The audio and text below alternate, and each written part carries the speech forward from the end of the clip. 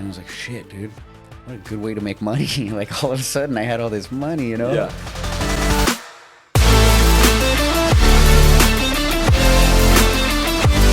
Welcome back to the Nichols and Dime Show, everyone. We are now officially on YouTube, so I would just ask that you please subscribe to this channel. That will help me continue to bring great guests like the one you're about to see with Jeff Glover and to improve this podcast. Now, for this upcoming episode with Jeff Glover, I had an awesome time doing this episode with him in Las Vegas. We talk all about his amazing career in jiu-jitsu. He's one of the best grapplers of all time. We talk about the donkey guard and his unorthodox and creative approach to the sport, the identity he made for himself. And then, of course, with the entrepreneurial angle I take at the show, we talk about his business ventures like the tournaments he's hosted or seminars. We have his clothing line with BJJ Swag that I'm wearing right now, and then instructional videos he's made with BJJ Fanatics. So all kinds of cool stuff, and he also shares life lessons along the way and what is ahead. So I really think you guys will enjoy this. Thank you for being here, and please enjoy Jeff Glover. Jeff Glover, what's going on, man? Howdy. Good to see you, Chris. Man, thanks for having me out in Vegas. Yes. Love your setup. Yes, welcome. Dude, and who do we have here? We got Liz, right? That's Liz. She's just kind of acting crazy right now, so I'm going to hold her until she calms down. Well, she's going to add to this conversation, I'm sure. But, man, I'm really excited to talk to you about your story and what you're up to today and everything. You know, jiu-jitsu is such an amazing community, and you've been a huge name in it. But I think a good place to start would be just to get to know you a little bit, where you come from. You know, obviously you grew up in East LA and Santa Barbara, right? Yeah, I've been several places I could say I'm from, but I mean, I was born in Echo Park. Yep. And lived in East LA till I was like 13. I found jiu-jitsu in Santa Barbara and got my black belt, trained there all till I got my black belt. And then after getting my black belt, I've been between LA, San Diego, Las Vegas, and Santa Barbara, just cycling between those four cities. Yeah. And every time I get bored, I just move to a different one. And we're currently in Vegas. Yeah, I can relate to that getting bored part and moving along. But what brought you to Vegas? This house. I essentially, in the last few years, started making so much money with BJJ Fanatics. Yeah. And just selling videos online that the whole, be stuck in one city idea kind of changed for me. I could essentially live anywhere now. And this place came up. It's a really good rate. It's a really cool location, as you've seen. Yeah. And I just couldn't pass it up. Yeah. Because I could live wherever I want, and I love this city. And I grew up here as a little boy. My dad lived out here when my parents split up. Oh, okay. So I would do my summers here in Vegas and then my school years, in LA. And yeah, so I love this town. There's a lot of work here.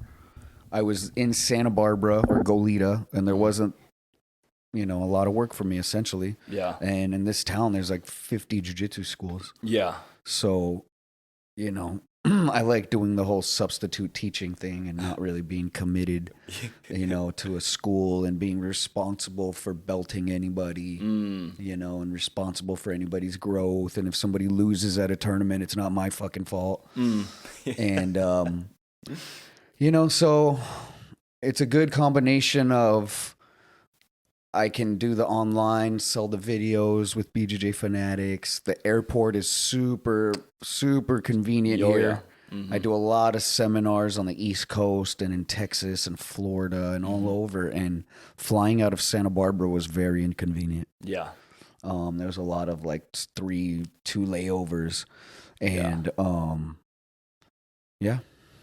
Nice. So, and I mean, you brought up the amount of schools that are in Vegas. That was one thing I wanted to ask about. Was obviously there's such a massive fight culture out here, fight business with UFC and other things. A lot of boxing matches, of course.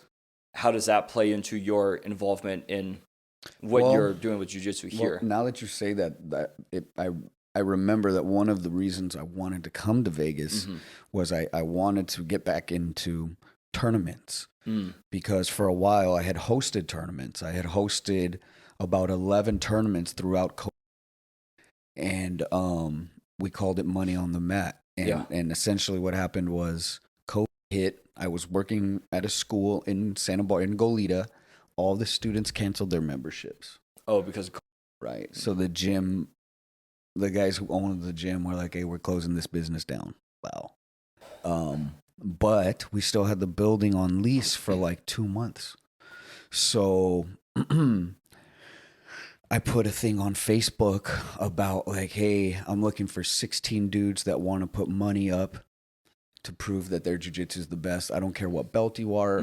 If you're a blue belt, whatever. If you're a blue belt who thinks you can beat the black belts, put your money on the mat and prove it. Yeah. You know what I'm saying? And like, dude, like 3 hours later, I had 16 dudes all like ready to go. Wow. And I was like $300 each.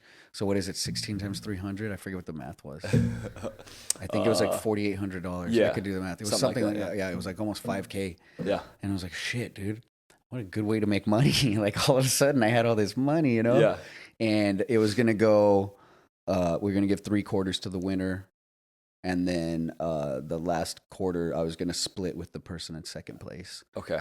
And it was a nice little bit of money for me, dude. Yeah. You know what I'm saying? For essentially like not doing anything. Like like I shouldn't say not doing anything, but doing something new. Yeah. You know, and it was fast too. It was fast. It was like in 3 days. Boom, all of a sudden just boom, and it was done. And we ran that first one. It was so successful. You can actually go on YouTube, and I'm super awkward, and I'm like wearing a tie and shit, and I'm like, oh, this is my tournament, blah blah blah. And I had a lot of my friends, by the way, help me with this whole thing. It's such a cool story, the Money on the Mat story. There's a documentary. Roy Dean did a whole documentary on it. He came and stayed with me and filmed me for 5 days. Basically, it was the 10th episode, the 10th tournament that we had done. Oh, okay. So it was like a series, and each episode was a different tournament. Well, and I didn't even care to record any of this stuff. You know what I'm saying? My friends kept jumping in like, Jeff, let's record it. And I was like, dude, I'm already like organizing 16 dudes and their coaches and their families showing up to one place. A lot of work. I'm dealing with the venue. Which was a very special venue, the Hells Angels. Essentially in Ventura. I'm sure also because there was no other venues you could use at that time, right? They were the only guys willing to work with me. You know what I'm saying? Yeah. And they wanted their percentage. I gave them what they asked for. They gave me the quality service I asked for. And it was great, man. And it was a great relationship, and I made good friends with those guys. And we all made money. And the people had a great time at the tournament. We ran like 9 of them. Word got around to Roy. And then Roy was like, let me come record the next one you do. And he came and recorded a particularly cool one too, by the way. Yeah. And it was a really cool series of tournaments. And I wanted to get back because we did that 11th one. And I was fucking exhausted, bro. Yeah. The money was cool, but like my back hurt. Yeah. I needed the back. I think I had to get back surgery. Just the communicating with people was exhausting. You know what I'm saying? Like you know what else sucked? These guys were fighting over a lot of money, right? At the end, the finals was worth like fucking $3,800 or some shit, right? So these two out of guys, 16 guys, right? So the finals, it was like some serious shit, some serious money. Yeah. You know what I'm saying? Like even for like a high level black belt, that's a lot of fucking money. I can't believe I can't believe I just said that number. And so these guys got pretty heated, dude. And like the guy who took second place will always hate the promoter, dude. It's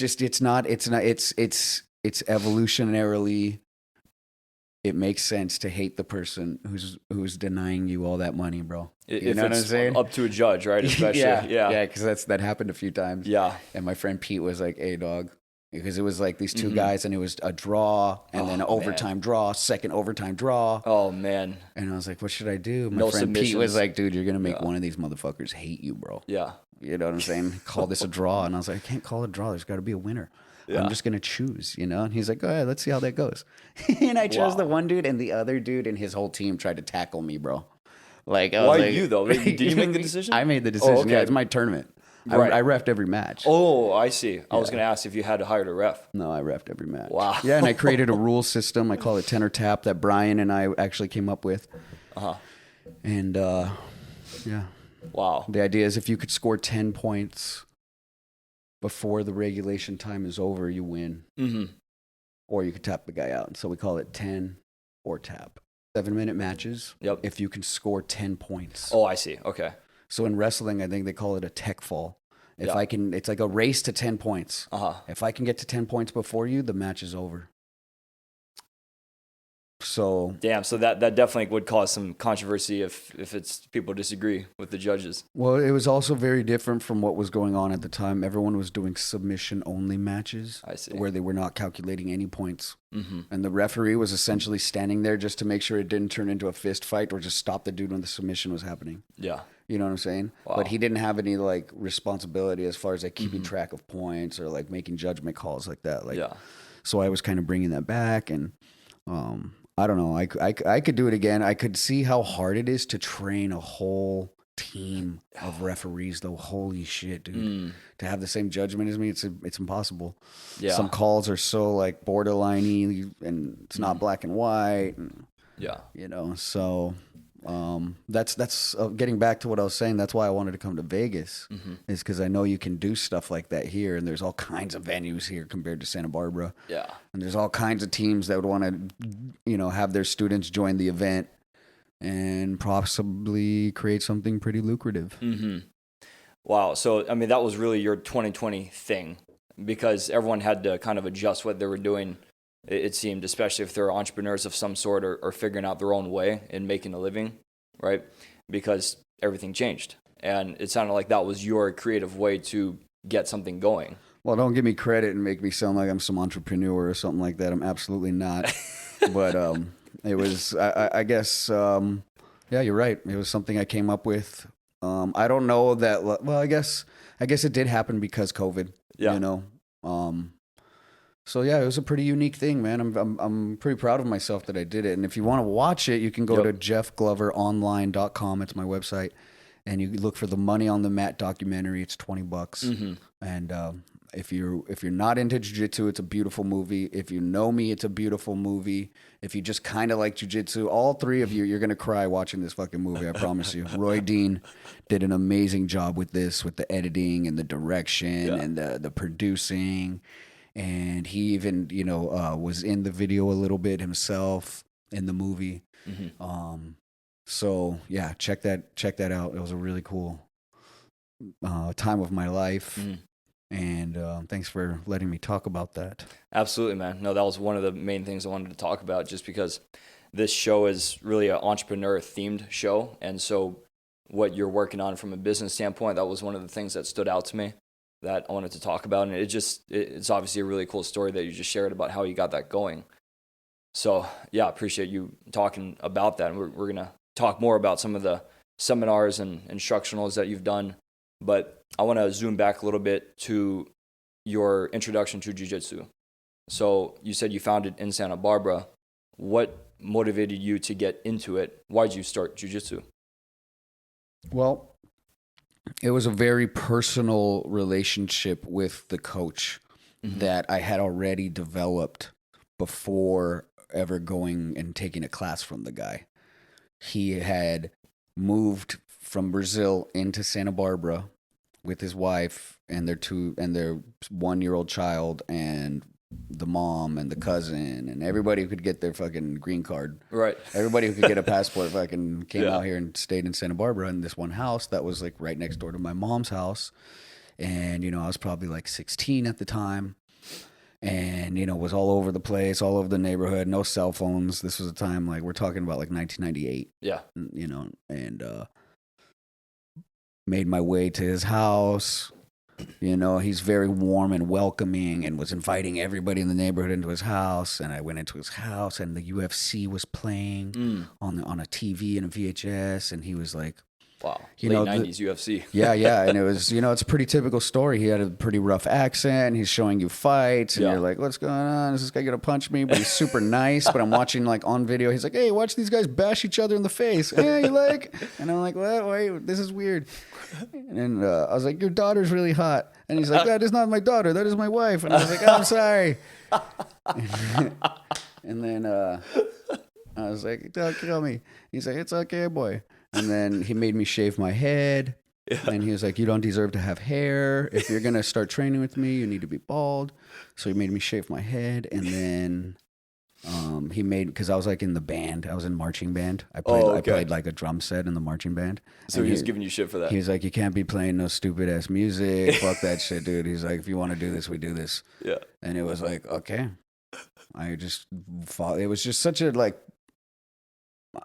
it was such an easy thing to fall in line with at the time. And it provided such a strong coating layer of discipline over a very volatile young person.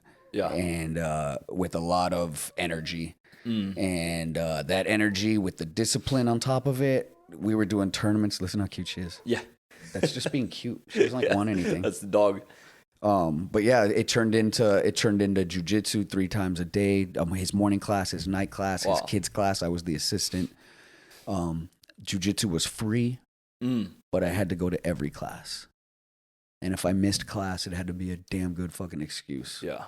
And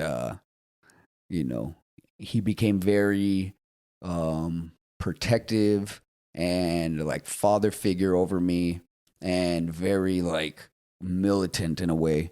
Like would literally like just come into my house. My mom, the door would open. My mom would be like, Franjinha! And I'd be like, fuck. And he'd come into my room and kick the door open. Why are you in bed, boy? What the fuck? You 17, man. Why you not up going to do push-ups, man? Let's go do this shit right now. Let's go. What you eat today, man? What did you have to eat today? You're not drinking? And my mom's like, he didn't eat anything today. And I'd be like, shut up. He'd be like, man, boy, get the fuck up. And he'd grab me and pull me. And I'm like, all right, here we go. And we go to the beach and do some workout. Yeah. And, he like those first years, I think he understood that the discipline kind of had to be like forced on me. You know what I'm saying? So, yeah, I just want to understand, why did he have such a strong impact on you? And first of all, for context, his name is Ricardo Miller, right? You call him Franjinha. Franjinha is his nickname. Ricardo Miller of Paragon Jiu-Jitsu is who you will Google and find, yeah. And he started Paragon in Santa Barbara? Correct. Okay. So, but he was just a guy who came to the community, who you met, and he obviously had such a strong impact on you. And you're giving a little bit of a hint of what kind of kid you were. It sounded like you were kind of all over the place. Yeah. How would you describe, who you were as a teenager at that time? I was in continuation school. I really wasn't, like, I never imagined that I was going to graduate high school. It was really? Like, why would I don't know. I was very, like, blurry. I didn't have any direction or guidance. How come? Was it family? Just kind of like, that's just kind of like who I am, regardless of the situation I was born into. I think I would have been that way.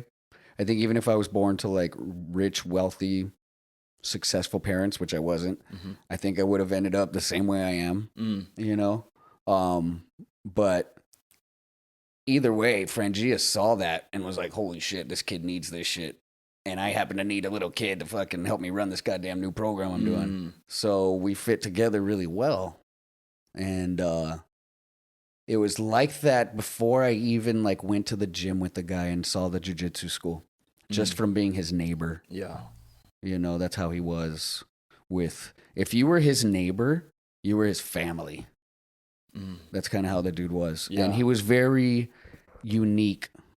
No one had ever seen somebody with cauliflower ears like that before. Yeah. Like just the way he walks, the way he walked, and the way he looked like a fucking caveman, and he was very intimidating at first, obviously, just looking at him. Yeah. And then obviously when you get to know him and talk to him, you settle down, you realize, oh, this is a fucking intelligent, like positive person, healthy ass dude. Okay, got it. But like I said, it was really easy to just fall in line with his program. and be involved in jiu-jitsu every day. Wow. So it was really just how much of a father figure he turned into right off the bat. How much, I guess, he treated you as family that made you want to be around him. He did, yeah. It was pretty convenient, and it's just a situation that makes you say, you feel blessed. Yeah. It's one of those like one of those situations that makes people like, whoa, is there God? Are you fucking real? Did you send this person into my life? Like, holy shit. Yeah. Like, cool. I'm not like superstitious or anything like that. I understand that things can just be fucking coincidental, but man, the impact that person made in my life is the reason you're sitting here talking to me right now. Yeah. That's incredible, man. What's your relationship like with him today? We talk every day over text, Instagram, whatever it is. He's always talking shit to me, telling me I'm being lazy. That'll never stop. That's incredible. Man. So let's go through the career then with him. So how long from when you started jiu-jitsu until you got your first black belt? At 22, I got my black belt, and that was in 2006. Okay. So I officially started in like 1999. So I think it was like 7 years, something like that. Yeah. Nice. And what did you love about jiu-jitsu when you started doing it? Well, I liked wrestling. Yeah. I liked the fighting part. I liked the winning part. Obviously, losing sucked. Getting hurt sucked. And I would almost like shy away from it. But Franjinha would push me in towards the losing stuff. He'd be like, "No, you had 3 days of beating motherfuckers up. Now some dude shows up to beat your ass, and you're trying to shy away. No, boy." And I'm like, "Fuck!" And he would push me into ass whoopings. Yeah. You know what I'm saying? That was very, very tasty. Very tasty morsel to a 17-year-old boy. Like, come wrestle. Yeah. Come wrestle a bunch of people. Yeah. How about the art side of it though? Was there anything about like just the unique art of jiu-jitsu, martial arts in general, but especially jiu-jitsu, where you can go up, guys can be totally different sizes and the smaller guy can beat the other guy because of the way it works, things like that. Was there anything about that stood out to you? Well, I didn't know it at the time, but essentially I was learning the number one way for smaller people to beat bigger people. Okay. And that was, now we're going to start getting into like specific strategies that I was taught and that every good jiu-jitsu guy is taught. First and foremost, involve not getting punched to death. Yeah. A person not being able to hold you down and punch you to death. Rather than learning submissions and this and that shit will all come. The artistic stuff will all come eventually. But first and foremost, put the fear of being punched to death in the student's mind. Because it should be first and foremost in your mind whenever you get into any encounter. And with good jiu-jitsu, you learn how to essentially use the closed guard to first of all, your first job as a jiu-jitsu person, do you know what it is? Have you heard this yet? What do jiu-jitsu people do that other people don't do? You bring it to the ground. Oh yeah, okay. So your first job as a jiu-jitsu guy is to get the fight to the ground, right? So then it goes into, okay, well, when you're on the ground, there's always somebody on top and somebody on bottom. Yeah. Right? Would you rather be on top or bottom? On top. Obviously, you'd rather be on top, but train for being on the bottom. Train for it going wrong. Yeah. And you end up on the bottom. Therefore, you focus on close guard. Okay. You focus on fighting from bottom mount and bottom close guard. And you use this to exhaust and frustrate and disrupt a bigger, larger person from punching you to death until they get exhausted and sloppy and make mistakes, and then you fucking catch them. And that was Franjinha's, Ricardo Miller of Paragon's primary focus of my jiu-jitsu for the first 2 years. Wow. So it was very much a real life application focus as opposed to just the sport. Right. Interesting. That's cool. I mean, back then too, and obviously jiu-jitsu has grown so much in the US since then, right? and I think it's become much more of a sport today. Mm-hmm. But would you say that way of looking at jiu-jitsu back late 90s, early 2000s That was standard. It was standard to look at it as self-defense form. Sure. Mm-hmm. Wow. Okay. Like, did you really see how, like, did you really feel the real life application when you were training jiu-jitsu, learning it?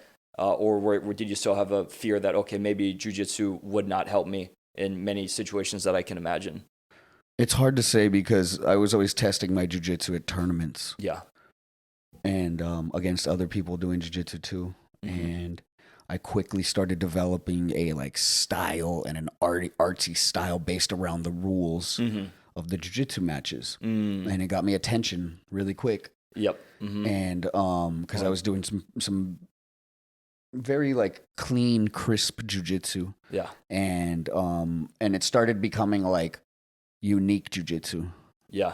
I wanted to talk about this too. But the few situations where I got into like street fights, it goes back to those first 6 months of training. Yeah, it goes back to that first 6 months of jiu-jitsu of being able to control distance. Mm-hmm. You know, you stay out of range. Yeah. So far back, or you get so close that you can't hit me. But you don't stay in that fucking green zone for long. Mm-hmm. You know, you shorten that's the window where you can get hurt. And you know what I'm saying? And mastering that, you know, is something that you need to maintain. And as a jiu-jitsu person, you should work on that shit like all the time. Mm-hmm. You know, and even my style, that stuff even played into my style. Like I was always a fast shooter. Yeah. I was always fast at clinching, even at tournaments. I wasn't a casual clincher. Just like, oh, let's grab this guy. Because that's the kind of complacency that'll get you socked in a fight. Yeah. You know what I'm saying? You need to like a viper, like latch onto a motherfucker fast. Right. You know what I'm saying? Before they can fucking hit you. And I always had that style. I've always been very fast. Mm-hmm. And I would use that same speed that in a jiu-jitsu fighting self-defense situation, you would clinch to prevent punches. I would use that same speed to clinch and set up like cool, flashy submissions that you probably wouldn't do on concrete, for example. I see. Mm-hmm. You know? Yeah. No, it's. I'm glad you brought that up because one way of describing it, of how people know you in jiu-jitsu, is your unorthodox style, right? And that you were just starting to describe that. It's kind of unique, right? Your style, like how did you develop that identity? I mean, you talk about how quick you were with these movements, but was there something else that you can describe that helped you develop that as an identity as a jiu-jitsu player? Man, Lloyd Irvin said it best to me one time. He was like, man, what is that Franjinha guy doing over there in Santa Barbara? He's making some killers. Yeah. And I was like, wow, he is, huh? He's like, man, you guys are some bad motherfuckers out there. I give all the credit to Franjinha. You know, he created a system and a structure and a platform and a home base for a lot of us. A lot of his first 5 black belts were some of the best. You include Tyrone Glover in there, my jiu-jitsu older brother. If you check him out and look up Tyrone Glover, MMA or jiu-jitsu, you'll come up with some really cool stuff. Fascinating guy. Mm-hmm. Fascinating career, fascinating style. And that's the older brother that, like, my jiu-jitsu older brother that I had every day. Not only did I have Franjinha being this, like, father figure, like, let's go, boy, don't be a little bitch. I also had Tyrone, like, whoa, dude, like, who's this dude? Like, Franjinha was like, hey, boy, you want to be dope like that guy? I was like, I want to be like him. He's like, okay, stay with me, man. You sure I can be like Tyrone maybe someday? I want to be like Tyrone. So every day was like, try to be like Tyrone, try to be like Tyrone. And Tyrone was cool, dude. Tyrone was cool, man. Like, not only was he athletic, explosive, fucking fast, but he was cool and he had swag and he had like cool, like what do you call it? He had cool words and cool like lingo, phrases and just everything he did was cool and it played into his jiu-jitsu. And I think, you know, being in that pressure cooker of those two guys every fucking day, it created what you guys saw. Wow. Yeah, man. The people in jiu-jitsu, in my experience, it has been a huge attraction to want to be involved and continue this sport and improve at it. And it sounds like a lot of people I talk to, big in jiu-jitsu, that's been a story. And that's basically what you just said. Yeah. You'll hear that story from everybody. Yeah. You know, Yeah. everybody has their Tyrone. Yeah. And then I had a Bill Cooper who was like my little brother Mm-hmm. that I had to like help and come up, and then eventually became better than me and stronger and bigger and more famous than me for a while there. And Yeah. to this day is running shit in his own little world. And much love to my jiu-jitsu brother Bill Cooper, Yep. who was, you know, probably honestly just as important as all the other things I mentioned, was having that like everyday person that was like, I'm gonna work with him today, you know, and you know, we were both on the same path, Yeah. and both young and had a lot of free time. Yeah. You know, so Well, man, thank God for jiu-jitsu, right? Man, well, so you won Nogi World Championships 2007, right? And then Pan American Championships 05, 06. Before that, those are some of the accolades that stood out to me. What would you say was your most memorable moment? It doesn't have to be one of those big winning experiences, or it could be, but in jiu-jitsu. There's just so many, man. I have such a plethora of just lovely memories that just warm my heart when I think about them. And I know what a blessing that is. I know how many people go through a whole lifetime without having one of those kinds of memories. And I have like 50 of them. Yeah. Literally, I have like 50 times where my arms were raised and people were like, yeah, Jeff, high-fiving each other because I won. You know what I'm saying? Like shit like that. Yeah. You know, like warms my heart. For every match I lost where I'm like, oh, and I'd look over and the other dude's like stoked and his team are chest bumping each other. They're like, fuck Jeff. Jeff sucks. And I gotta be like, man, don't fuck those guys. It's all good. It's all good. Yeah. It's part of the game for every one of those, you know? I don't mind having those because I also get to have these special fucking beautiful memories in jiu-jitsu and these glorious fucking victories. You know, for someone in my situation who's smaller, we have something very cool that the bigger guys don't get to do, and that's beating the bigger guys. Yeah. We get to go into the absolute division and get a chance to fight those guys. You know, Or there's no weight class. right, and you look extra, and it's a lose-lose situation for those guys. I'll tell you that right now. It's lose-lose. If they beat us, it's like, you beat the little small guy, you guy, fucking yeah. asshole. You lose to us, you know what I'm saying? Yeah. It's like, it's the same thing about the guy who goes in and is like, bro, I don't know, like somebody who goes and does a tournament without training. Yeah. You fucking asshole. Like, if you should win by accident, say you win, you know, like guy makes a mistake or whatever, something happens, you get to be like, I didn't even train. You know what I'm saying? Yeah. And also if you lose, you get to be like, well, I didn't even train. Like, I run across guys like that. My buddy Ryan Hall told me that shit, and I was like, oh my God, I also hate that guy. What were we saying about before that though? I forgot what we were saying. Why I said that. Olive tree. Yeah, just like your memories. Yeah, beating the bigger guys though. The times when I won open weight tournaments were always very special. And Didn't they call you the Giant Killer? the Giant Killer. I had a summer. I think it was like 2004, where I had won 4 really big regional purple belt open weight class tournaments with pretty spectacular wins in the finals. And I was pretty small, obviously. And yeah, it made a pretty big wave, and it got me a lot of attention. And people were calling me Giant Killer. And I was like, yeah. That's sick. And I also saw that you invented the donkey guard. The donkey guard. Tell us about that. The donkey guard. Well, where should I start? The donkey guard is technically it's a combination of a few very dynamic jiu-jitsu and grappling techniques. One of them being the flying leg scissors. Yep.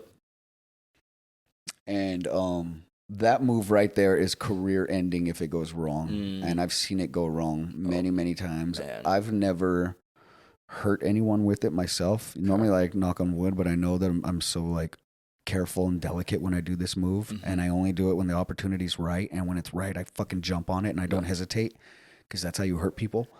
And I've always been really good at that move, you know, and that combined with the stellar, impenetrable back defense that I was gifted from my coach made it so that I'm not afraid to turn my back to an opponent, because I know that my defense is better than your offense. And you're going to try to choke me, and I'm just going to shut it down and reverse it. And you're going to be frustrated with it. And I was like, man, what a good way to save energy. Because getting exhausted, I'm always looking for ways to not get exhausted in fights. Because if you just come at somebody with everything you got and you're just going power for power, what are you doing? Are you even really doing jiu-jitsu there?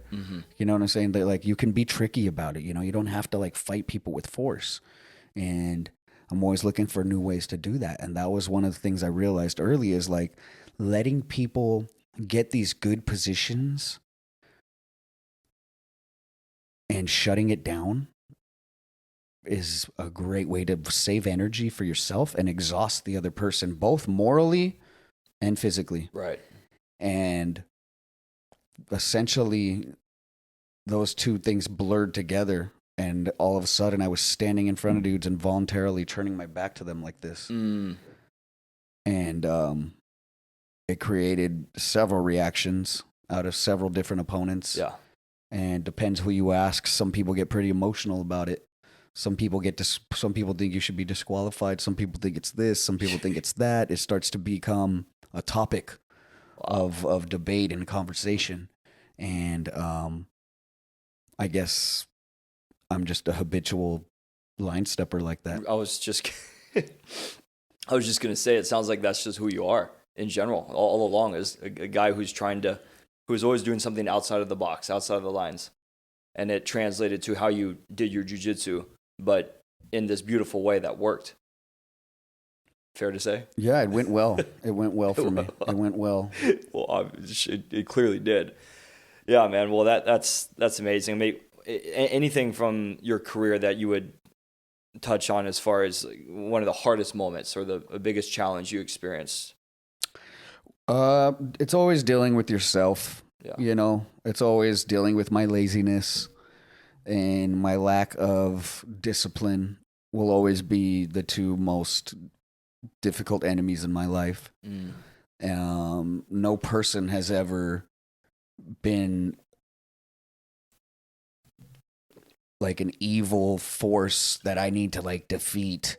Like after every match I had with every person that I was terrified of, like we shook hands and I'm like, oh, this is just a person, dude. Like, why was I so worried about this?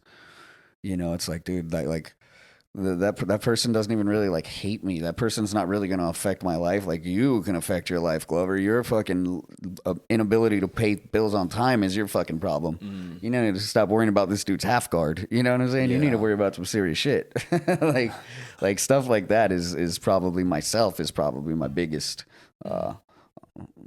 challenge in life. You know, fighting people is fucking easy and fun. Like that's a privilege, bro. Right. That's a gift. That's fun. That should never be something you fucking like worry about. Yeah, man. Should look forward to getting in fights. Yeah. You know what I'm saying? Especially if there's a referee and you guys are gonna shake hands before and after. What are you worried about? Yeah. You know, like it's pretty unlikely that you'll get hurt. You know, it does happen, but like compared to other sports that are active like that, it's not as dangerous as like you would imagine. Jiu-jitsu is on the gentler side for sure.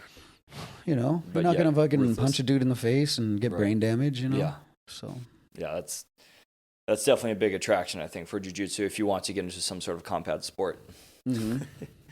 Yeah, man. Well, no, that enemy being between the ears tends to be, I think, the biggest one for so many of us, and especially in my athletic career, that was certainly mine for sure. It was nobody else. So definitely can relate to that, man. But I want to ask about some of obviously the business stuff you're involved in. And you know, maybe we can transition to that in a second, but I really want to understand just more about like where you're at since retiring from competing. Like, because a lot of people who have successful careers, you know, in sports, in athletics, it can be a difficult transition out of that when that's so much of who you are. Franjinha started me as a teacher really early. Oh, okay. I've always been competitor / amazing teacher as well. Even at like 17, even as a white belt early on. Oh, you were teaching as a white belt. Like even as a white belt, friend, you would show the lesson and dudes would be like, Jeff, what did he just do? And I'd be like, what? I don't know. Look, I'm the white boy. Why are you guys asking me? It's like, but I would, and then I would answer their fucking question. He taught you to teach from the get-go. Yeah. So I've always known, and even at like 17, I remember visualizing like an old version of me with a busted ass knee. Yeah. Like, yeah, that guy's gonna need to be a teacher someday. And I was like, well, I better start getting good at teaching.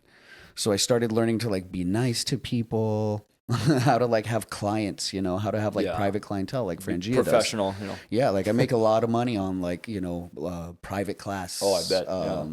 Packets. You know, and you kind of have to be a politician. Yeah. To have that job, and I learned that from Franjinha, you know, how to be nice to people and not always have to like give your opinion about shit, and just, you know what I'm saying, like just how to get along with people and just, you know, how to be cordial and how to be polite and because I didn't have any of that. I was a very like ruthless little like booger picking fucking little, you know, I was a little shithead. I still am. Like some of those habits that I developed as a young kid are still like, I'm 40 years old and I still act like that. And if it wasn't for jiu-jitsu, you know, if it wasn't for jiu-jitsu, dude, who knows where the fuck I'd be. Jiu-jitsu taught me civility and manners and, you know, how to stand up straight and how to speak to people.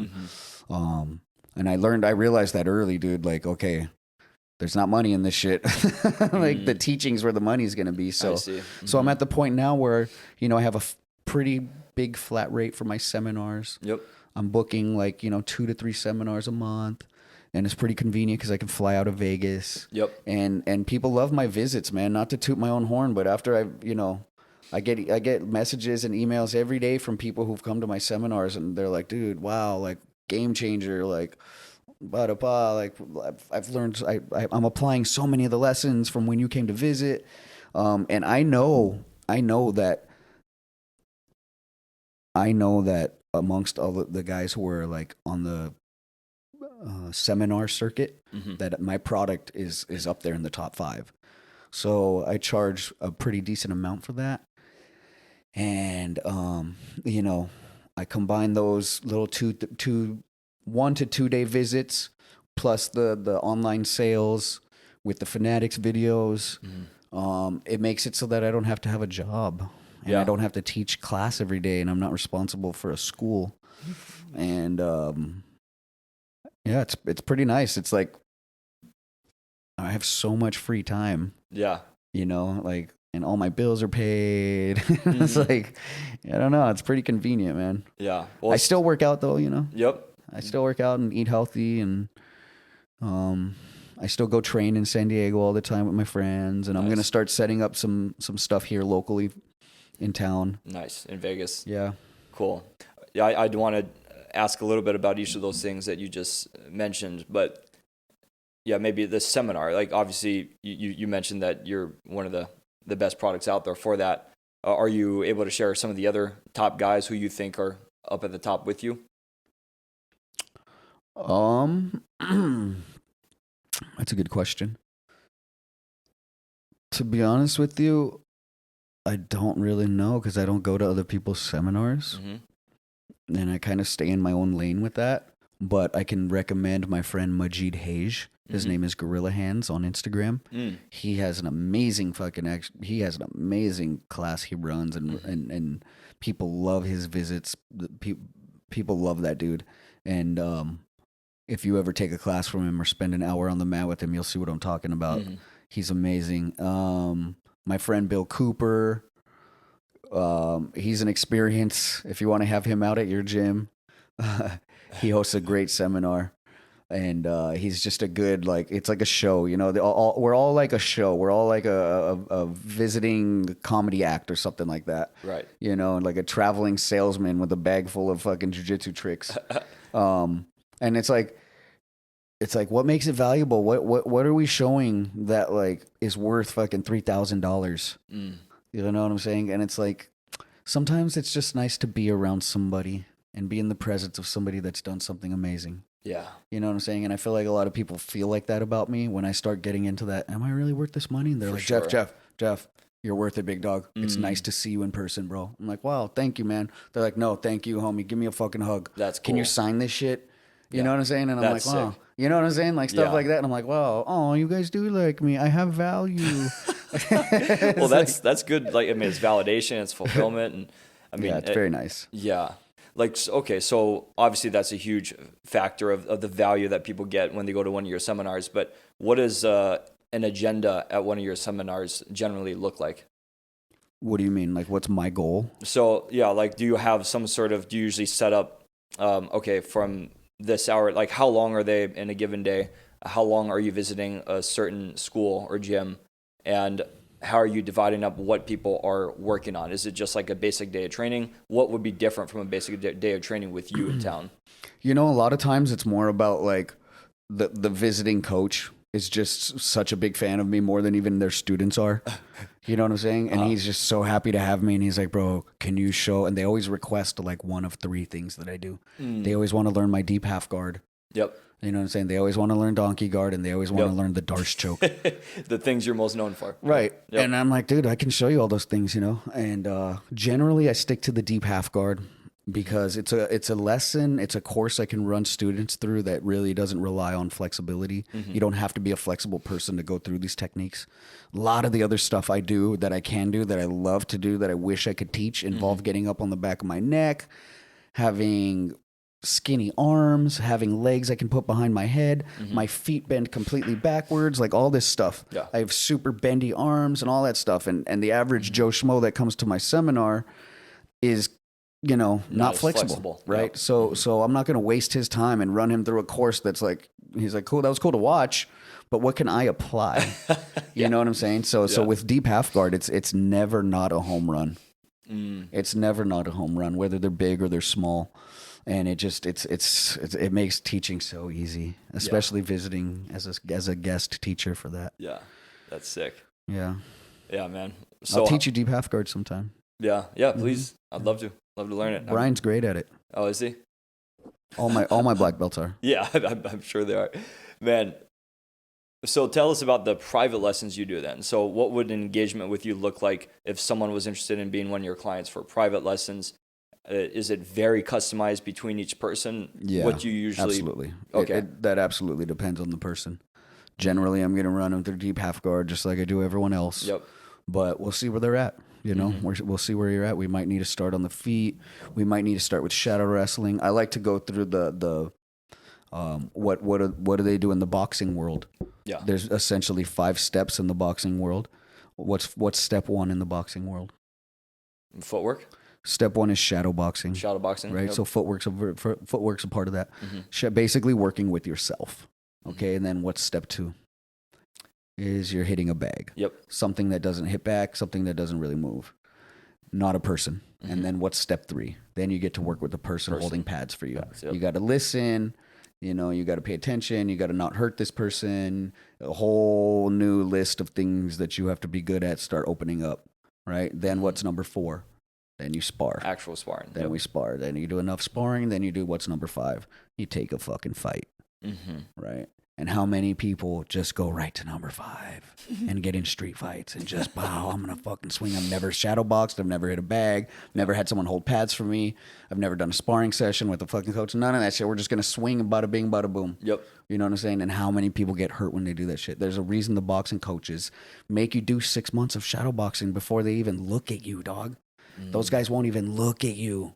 They'll be like, they'll glance. They'll be like, oh, I'm starting to remember that face. Oh, he's been here for like 6 weeks. He's all right. You know what I'm saying? 6 months later, they've watched you hit the shadow. They've watched you hit the bag. You know what I'm saying? I'm like, come over here, kid. I'll hold pads for you. Such a good point. You know what I'm saying? So I try to teach that to people when I travel. I'm like, listen, if you guys want to fucking do this shit the way I did it, and the way I've lasted as long as I have, and avoided injuries as much as I have, follow this routine. What the boxers do: shadow wrestling, shadow movements. You know what I'm saying? I get down on the ground and I demonstrate like 15 things you can do. You know with what I'm no saying? one with you. You don't need anybody. You could even do it on the fucking concrete, bro. Yeah. You know what I'm saying? You don't even have to get on the ground. I can show you some shadow wrestling moves that every jiu-jitsu person should be doing as well. And I tell them that I do this every day, all day. I wake up in the morning, I stand in my kitchen as I'm making coffee, and I do like 10 setups. I like check distance, level, shoot. Check distance, change level, shoot. Yeah. Check distance, change level, shoot. Like if you're not doing 500 of those a day, don't expect results, big dog. Yeah. You know what I'm saying? And I always mention Nick Diaz. If you look at Nick Diaz's social media, everywhere that dude goes with his homies, everywhere they're going, he's just like, they're standing in line. He's just throwing hooks and shit. And they're like, what are you doing? He's like, man, shut the fuck up. Like throwing shots at all his homies and shit. Yeah. Like 500 a day, bro. You need to be throwing 500 shots a day at least. Yeah. You know what I'm saying? And it's like, am I going to throw 500 shots at my friend's face and actually hit him? No. Right. Because then your friends are going to leave and you're not going to have anyone to hang out, but I can punch the air. Yeah. You know what I'm saying? So you should be doing the majority of your training work should be shadow work. Mm-hmm. You should be doing an hour in the morning, a half hour before the class, an hour after the class. Boom, go home. You know what I'm saying? It should be everywhere, always, everything you do. You're always like ready to take stance and do something dope. Yeah. You know what I'm saying? Then it's like, okay, next second amount of time that you focus on is going to be in boxing, they hit a bag. Okay. In jiu-jitsu, you can just work with inanimate objects. Like you can put a punching bag on the ground and do your knee belly flips on it.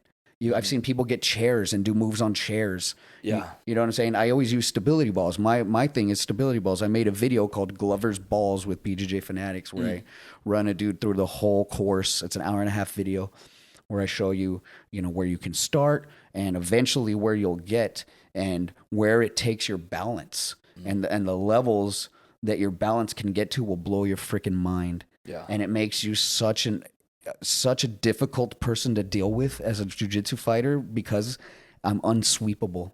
I'm unsweepable because of this shit. You know what I'm saying? And I can give myself an amazing workout doing this. Yeah. And really improve my conditioning and my timing and my hand-eye coordination and my spins and my twists and my rolls and my flips and everything's fucking fast as shit. Yeah. And what's number 3?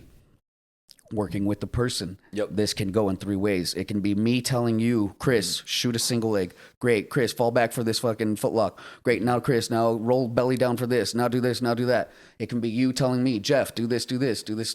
Or it can be a person, a third coach standing above us telling us what to do. You know what I'm saying? With those 3, you should be doing that shit all the time with your buddies. Yeah. You know what I'm saying? But motherfuckers want to get right to just number 4. Yeah. Motherfuckers just want to start rolling. Grappling. Yep. Let's just roll, bro. Rolling is just sparring. You know what I'm saying? Let's just roll.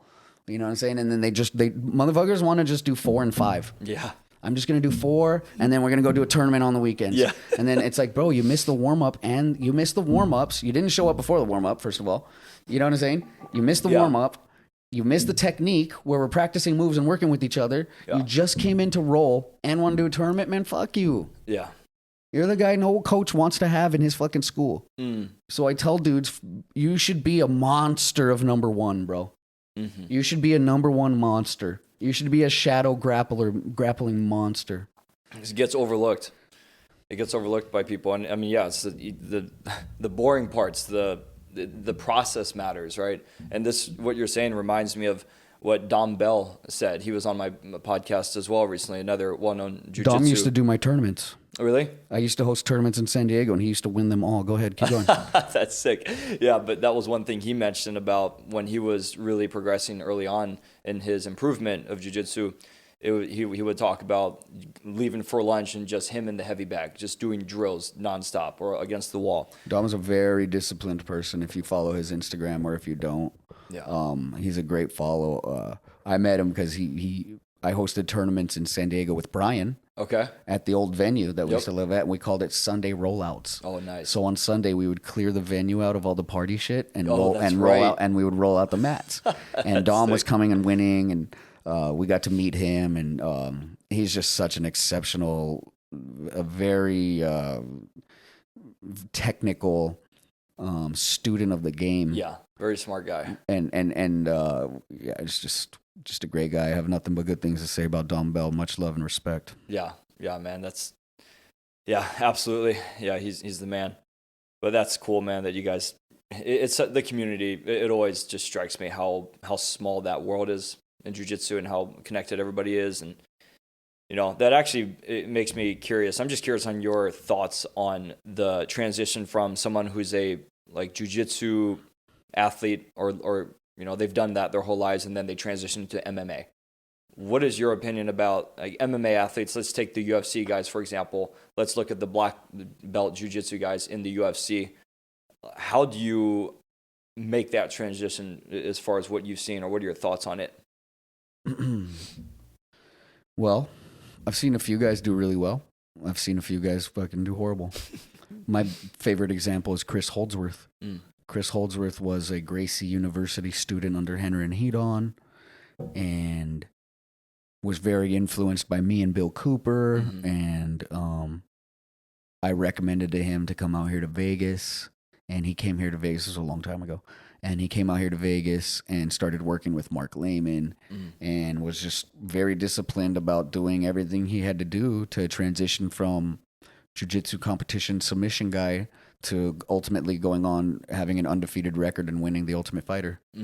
And I think he's the best example. Do what Chris Holdsworth did. Have him on your podcast. I can't tell you exactly what he did. All I know is he was 3 times more disciplined than I was during those years. I was partying during those years and trying to get laid and staying out late and coming home hammered. And, I would come home because he lived with me. And Chris would be in bed. Chris would go to bed every night at fucking 9 o'clock, and would wake up every morning and do his runs and his this and that and blah, blah, blah. And it shows, dude. It's just, he just became a professional athlete. He went from become a jiu-jitsu guy to a professional fucking athlete, dude. I see. And if you're not a professional athlete, fuck the artist stuff. He was like, artist, smartest. I got to be an athlete, disciplined on the diet, all that stuff. Everything you see all these guys do now. It's pretty standard, But Chris Holdsworth is my best example of a jiu-jitsu guy. Yeah. That went in there and didn't just get ground and pounded, and everyone be like, that jiu-jitsu shit didn't work. It's like, well, Holdsworth did it. He made it work for him. You know what I'm saying? He also had sick hands, it turned out. And fucking wasn't afraid to throw kicks and throw punches, and is an amazing wrestler, whatever that means. Yep. And Chris Holdsworth and Rafael Lovato Jr., you know what I'm saying, is another example. Ryan Hall, obviously. I think all these guys did great. Yeah, those are good names to throw out there. So let's talk about the videos for a second. So pretty straightforward, right? BJJ Fanatics, right? All these videos, you have about 27 of them. That's right. They're hour and a half long videos. Oh, those are, okay, those ones are hour and a half. I'm thinking of the YouTube stuff, but these ones people can actually purchase. These are instructional clips where I get very specific, and I talk to the camera, and I talk to the person, and I go over my exact strategies and techniques that I used throughout my career. And it's probably the best way to learn from me. You can, like I said, there's 27 different subjects. To include a few, one of them is the stability ball video, which might be the most important, even more important than all the techniques I teach. Wow. Is just the way that I move and how dynamic and fast I move and how quick I spin and how ambidextrous I am on my lefts and my rights. That all comes from the ball. Then it's I had 3 videos on the subject of deep half guard, which is probably the sweeping system that I focused on the most in my career. And then, there's 27. There's so many. I made a donkey guard video. I made a video about the Darce choke, which was another choke that I really used a lot in my career that a lot of other people didn't. And a lot of creative new setups that I think I came up with that you won't find in other people's Darce videos. It's called Dirty Darcing. And then I made a video called Pass to the Future, all about my guard passing, which is essentially a video of techniques that I stole, or I'm just reteaching Franjinha's lessons in that video.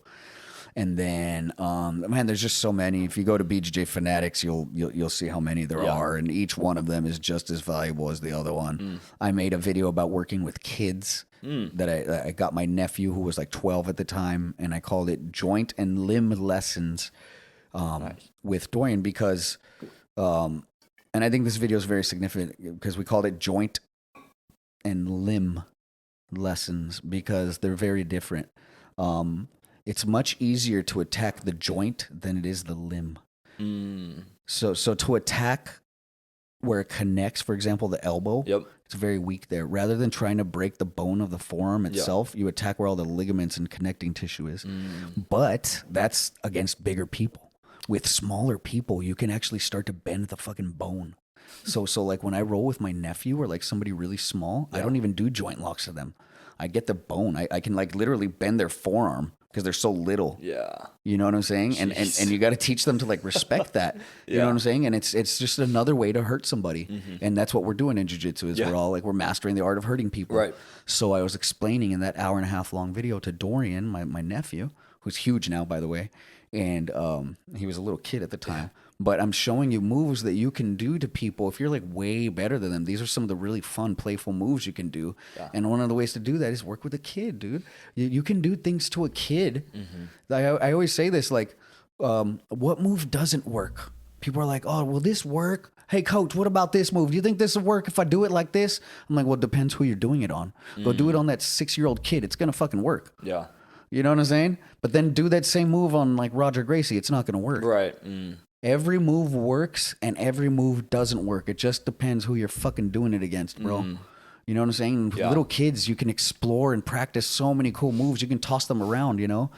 But again, with little kids, I also get into the 70-30 rule. But the 70-30 rule with kids is that you have to let them win 30% of the time. If you let them win more than 30% of the time, it's not fun for them. If they lose more than 30% of the time, that's not fun either. You know what I'm saying? They have to get fucked up the majority of the time. You have to be in control and be the winner. You know what I'm saying? But they have to get little tastes of winning. And that way you can keep them coming back. And when people fuck that ratio up when working with a kid, you'll push the kid away. You know what I'm saying? The kid's only winning. You're just like, oh, little Johnny, you're so good. Oh, you're so talented. Oh, you're winning all the matches. Like the little kid's like, this isn't even fun. I like that. You know what I'm saying? Yeah. If you just fuck little Johnny up and just pound, like make him like, you're tough and dude, get tougher. No, you're like, come on, dude. That kid's fucking 8 years old. Chill out. Yeah. You know what I'm saying? There's that balancing act. And I go over how to do this and really help a kid grow in their jiu-jitsu in that video. And it's called Joint and Limb Lessons with Uncle Jeff. Yeah. And that's just some of the stuff we go over in that video. There's a lot more stuff. Yeah. I could talk about it all day. People can check all that out on BJJ Fanatics. That's right. Yep. That's awesome, man. Well, I know you mentioned earlier how you don't see yourself as much of an entrepreneur. I mean, I do, right? I think you. All these things that you have gotten involved with, and you're providing a product some way or another in all these little different ways, right? That's entrepreneurship in my view. And that's kind of what I try to zone in on this show. And, you know, I've had people who on the show who are just like, they're some sort of influencer, or there's an athlete or a musician, but yet there's a focus on, okay, how do they actually make money? You know, what's this, you know, what is that entrepreneurial path that they're on? Because each person has a unique one. But I'm curious, what is your next big goal in life, in your career? What's on your mind? Man, I was just crying in the shower thinking about this. Geez, I don't know, Chris. It's got to be something though. But I do have faith in myself, and I know that I'll figure something out, and I'm not worried. I know the kind of person that I am, and when I get backed into corners, I shoot fast, you know, and whatever it is, it's gonna be awesome, and people are gonna love it. And I'm just going off my previous results, you know. It's gonna be a product that people love, and that I love. I just have to get better at making things lucrative. And you know, that's a story for another day, but sure. You know, it's crazy you calling me an entrepreneur, because I know some serious entrepreneurs, man. Some like, I know a guy named Jason Stewart. Do you know Jason Stewart from San Diego? I'm not sure. He has Epic Fighting. Oh, okay. Dude, he hosts an entrepreneur gala like every year. Oh, wow. And I went to it one year, dude. And it was insane, bro. I gotta go to this. Oh my God, dude. Check out Jason Stewart, Epic Fighting. He does these events, and I need to go to more of them. And then there's another person I wanted to mention was Scott Nelson. Yeah. Scott, do you know about Scotty? It sounds familiar. Scott Nelson started On the Mat, Lucky Gi, which is the gi brand that I have been sponsored by, and I have a lifetime sponsorship with this company. I'll always represent Scotty and his companies and whatever he does. And he currently runs CPI, which is Cellular Performance Institute, and they're in TJ. Oh yeah, I know this. Yeah, they do the stem cells, and he was one of the first, like, probably 50 people in the country to offer stem cells. Oh wow, Joe Rogan talks about them. Yeah, Joe Rogan, and Scotty's a good friend of mine. And when you say entrepreneur, you know, I'm like, well, Scotty's an entrepreneur, and I'm not like half the man. I'm not a third or a quarter of the man Scotty is. So I start feeling like, man, don't compare me to these guys. But I'll take that. I'll take that compliment. I'm learning to take compliments. Absolutely. I'll take that compliment Learn from to you. receive. I appreciate that because Jason Stewart and Scotty Nelson are two guys that I would, love to be like and love to have their lifestyle. And if I can be anything, if you can even be like, oh, Jeff, you're a little bit like those guys, well, I'm happy to hear that. It's funny you brought up those names because one of the last questions I ask is actually, who is one person you think I should have on the show? Would you recommend one of those guys, or do you have anyone else? Bro, if you could get Scott Nelson on your show, good for you, bro. If you could get Jason Stewart on your show, good for you. What are you going for? You want fighters, or you want like entrepreneur dudes? I mean, either or, man. Like it's the guys on that. Yeah, I mean, it's people who are, someone who's had a very successful athletic career or fighting career, obviously has a brand, right? And we can talk all about that from a business standpoint, Yeah, I mean, I want to mention my friend Majid Hage, Gorilla Hands, who started his jiu-jitsu school in the last few years. I think they've been open like 5 years now almost. It's called Surf Fight, and they're in Del Mar. And when I go to San Diego, that's basically where I go train. Mm-hmm. And he's done an amazing job of running this business. It's his first business he's ever tried to run by himself. Not by himself. He has a partner, Joel Tudor.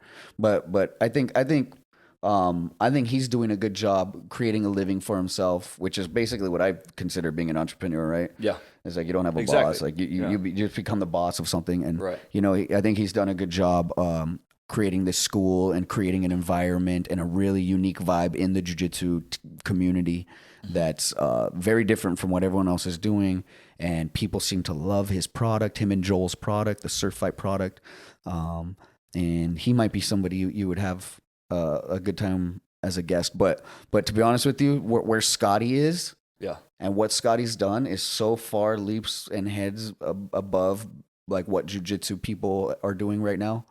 You know what I'm saying? Like Scotty's like guys just running a gym, whatever. That's cool, But like, dude, Scotty started a hospital. Like Scotty's like fixing people's physical ailments, like through stem cells, and he's sponsoring like people that are like dying, and like it's just amazing stuff, man. The emotional stuff Scotty deals with every day, like blows my fucking mind, And good luck getting Scotty on. Yeah, he's busy as hell, It would be amazing. I've heard some of these stories. He lives not far. We could drive there in like 3 minutes. He has a condo. Oh, he lives here? Yeah, he lives here in Vegas. Oh, so he's one of the reasons I wanted to move here. I want to be around Scotty more. Wow. Well, how often? Not in like a gay way, but yeah. How often is he in TJ? Well, those are his two places, Vegas and TJ. Okay, that's where he has the business, and this is where he has. Oh, that's home. Awesome. Yeah. Wow. Okay. Yeah. Nice, man. Well, so all you fighters, if you're looking to heal, check out Scotty Nelson and Cellular Performance Institute. Oh yeah, I've heard all about it, man, and some amazing reviews. I want to end it just with this classic question I ask everybody on the show, but it's, if you had in mind an entrepreneurial life hack that goes against the mainstream belief, is there something that comes to mind that you could share with the audience? So any sort of piece of advice that might be unique to you. If I wouldn't do it if it wasn't my pleasure. Mm-hmm. Is something I've been always telling myself and just kind of done. I like that. I like that, man. Yeah. And I hope that can translate to helping you figure out what your next big thing is going to be. Like when people thank me and they're like, dude, thank you for doing this class or teaching me that. I'm like, bro, it's literally my pleasure. Yeah. Like I enjoyed this more than you. And if I didn't enjoy this, I wouldn't do it. That's sick. Man, I love it. Well, Jeff, I appreciate this. Oh yeah. Really Respect. Cool conversation. Respect. Yeah. Thanks for having me out here in Vegas. And I'm stoked to see how what do you think of my house? People like this. I love it, man. I love it. Love the house. Love Liz, your dog. And yeah, man, let's step outside, see what's going on in Vegas. Let's go get a beer. All right. Bye, everybody.